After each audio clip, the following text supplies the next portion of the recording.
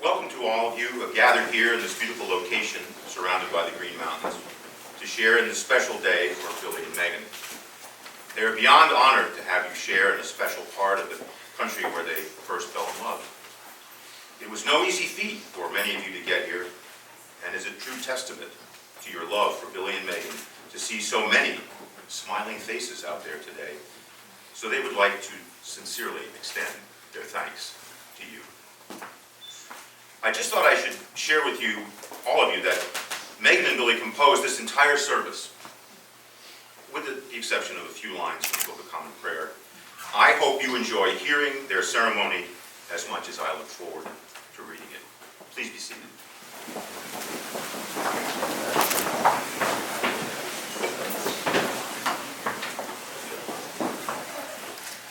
We are here today in the presence of God to celebrate one of life's greatest moments, the joining of two hearts and two lives in holy matrimony.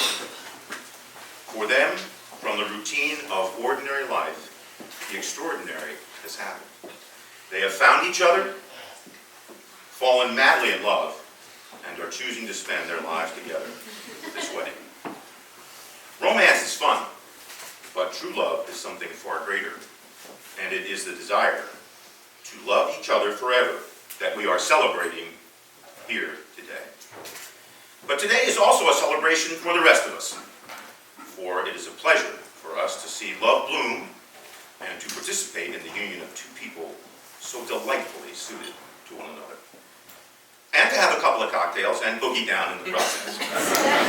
So let's get going already. A good marriage must be created, because the little things really are the big things. So a good marriage is never being too old to hold hands, remembering to say, I love you, at least once a day. Compromise. Never going to sleep angry. A good marriage is standing together and facing the world. A good marriage is speaking words of appreciation and demonstrating gratitude in thoughtful ways. A good marriage is having the capacity to forgive and forget. And compromise. Oh, we did that already. A good marriage is giving each other an atmosphere in which each can grow. A common search for the good and the beautiful. Not only marrying the right person, but being the right partner. Oh, and did I say compromise? You know, getting married is like getting a dog. It teaches you to be less self-centered, to to accept sudden, surprising outbursts of affection and not to be too upset about a few scratches on the card. Today, as we join Billy and Megan in marriage, we celebrate them as they begin a new family together. Yet we also know that this new branch of the family tree will be strengthened and enriched by the love, traditions, and appreciation of their roots. Who has the honor of presenting this woman to be married to this man?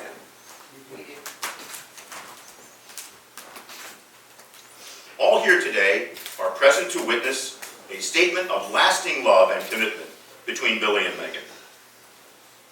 The ceremonial union of two people in marriage in its primordial form is as ancient as our very humanity, and yet is still as fresh as each day's sunrise.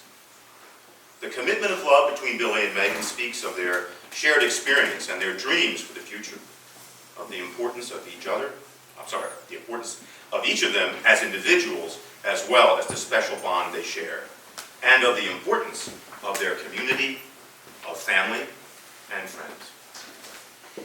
Everyone gathered here today was invited to this ceremony because you have played a special role in Billy and Megan's lives.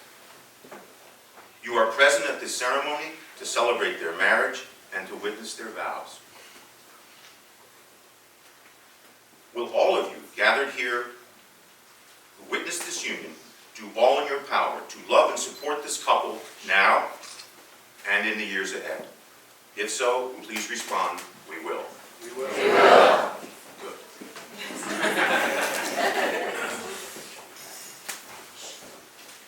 Billy and Megan have never been two to stick to convention. So, in lieu of a traditional reading, they've asked Billy's sister Mackie Scatasini, to share the lyrics of a song that means a lot to them. Sturgill Simpson's "I Have to Be Crazy." Mrs. Scatasini, if you will.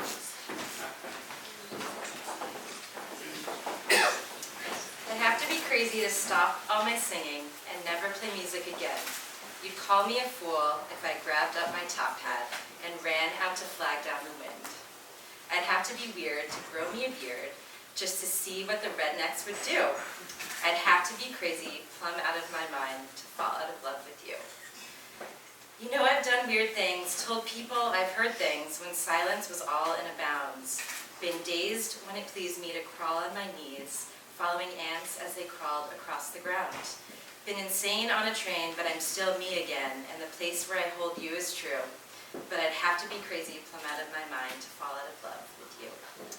You know I don't intend to, but should there come a day when I say that I don't love you, you can lock me away. Well, it sure would be dingy to live in an envelope in a world waiting along for a stamp. You'd swear I was loco to rub for a genie while burning my hand on a lamp. I may not be normal, but nobody is.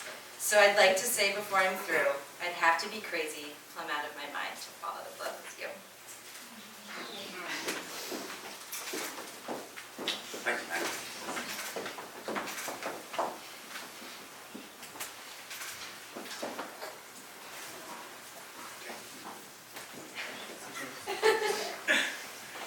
Since they moved to San Francisco, Billy and Megan have fallen in love with wine country and make regular trips to Sonoma to escape the bustle of the city.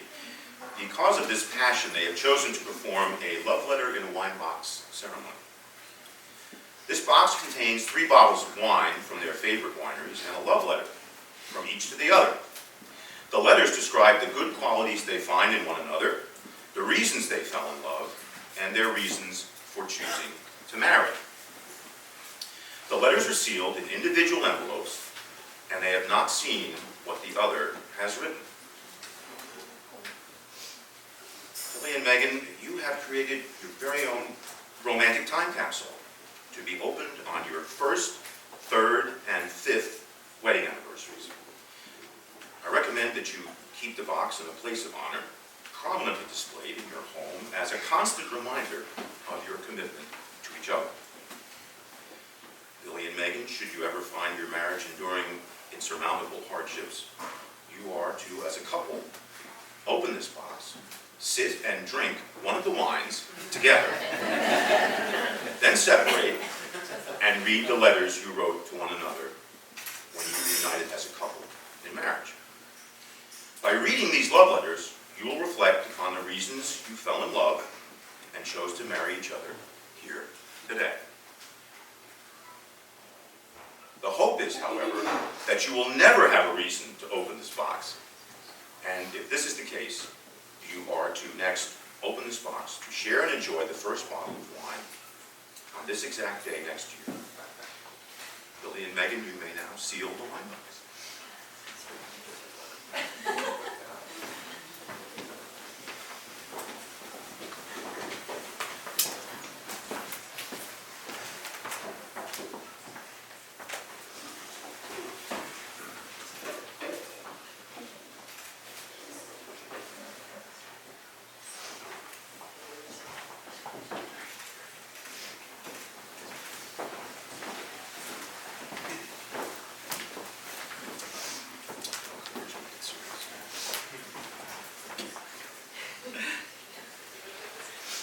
Billy and Megan, have you come here today with the intention to be legally and spiritually joined in marriage? Do you pledge to choose respect, kindness, and compassion toward one another, to listen deeply to one another, and to speak to one another truthfully today and always? We do. That's good. An act of deep trust and faith in the strength of your love. It would be a fool's error to base your marriage on the hope that your partner will change to become something they are not, or do something in the future that they do not already do today. Your marriage must be based on the heartfelt and sincere acceptance of one another, as you are in each moment. The pledge you make today expresses your devotion to one another and to the love you share. And the words spoken here will support your marriage if you are able to sustain your commitment through the inevitable hardships that you will face. Today, in the presence of your families and friends, you pronounce your love for each other and make a commitment that will define the next phase of your journey. We celebrate it with you, and we wish you well. Billy and Megan have written their own vows also, which they will now say to each other. Billy, if you will repeat after me. In the name of God, I take you, Megan. In the name of God, I take you, Megan. To be my friend, my beloved, and my wife. To be my friend, my beloved, and my wife. I promise to always be there to hold your hand. I promise to always be there to hold your hand. To say I love you every day. To say I love you every day. And to search for the beautiful in life with you. And to search for the beautiful in life with you. I promise to always forgive and forget. I promise to always forgive and forget. To be the best partner I can be. To be the best partner I can be. And always be willing to compromise. And always be willing to compromise. I will stand with you and face the world. I will stand with you and face the world. And grow closer with you until death do us part. And to grow closer with you until death do us part. This is my solemn vow. This is my solemn vow. Thank you. Ready? You repeat after me? Okay. In the name of God, I take you, Billy. In the name of God, I take you, Billy, To be my friend, my beloved, and my husband. to be my friend, my beloved, and my husband. I promise to always be there to hold your hand. I promise to always be there to hold your hand, To say I love you every day. to say I love you every day, And to search for the beautiful in life with you. and to search for the beautiful in life with you. I promise to always forgive and forget. I promise to always forgive and forget, To be the best partner I can be. to be the best partner I can be, And always be willing to compromise. and always be willing to compromise. I will stand with you and face the world. I will stand with you and face the world, And grow closer with you until death do us part. and will grow closer with you until death do us part. This is my solemn vow. This is my solemn vow.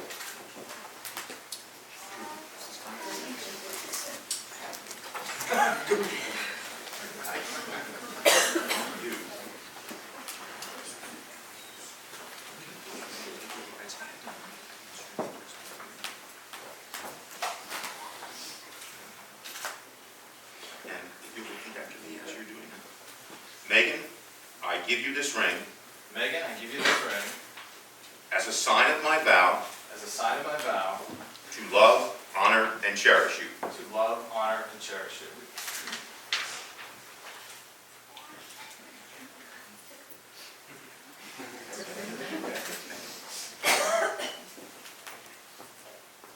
And as you place this on Billy's finger, Billy, I give you this ring Billy, I give you this ring as a sign of my vow as a sign of my vow to love, honor, and cherish you. to love, honor, and cherish you.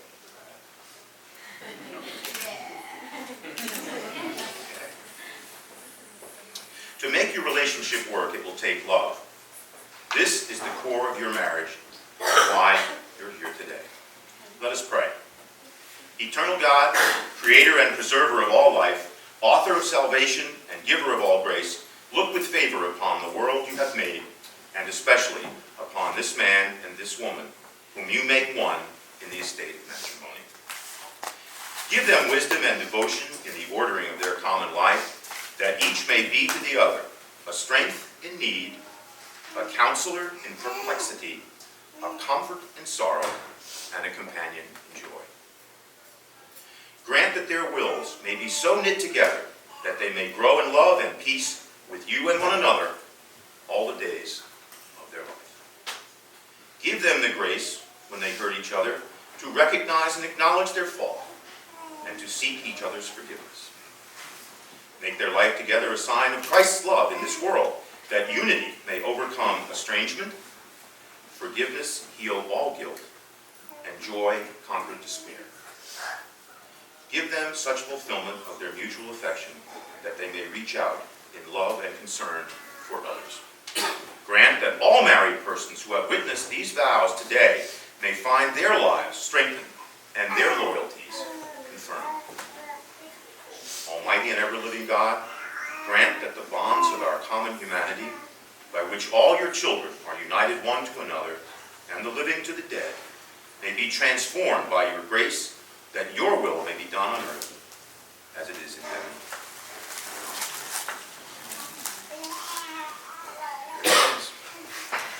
Billy and Megan, inasmuch as you have pledged your commitment each to the other, and have declared the same in the presence of this company, by the exchange of vows and the giving and receiving of rings, and by joining hands, by the power vested in me by the state of Vermont, I now pronounce you husband